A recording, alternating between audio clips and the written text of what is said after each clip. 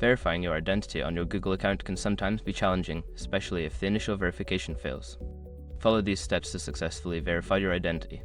Step 1. Check recovery options. Ensure that you have access to the recovery options linked to your account, such as your recovery email or phone number. Google will send verification codes or links to these options. Step 2. Use a familiar device.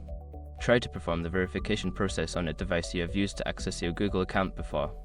This could help Google recognize your device and simplify the verification process. Step 3. Answer security questions. If prompted, answer any security questions you set up when creating your account.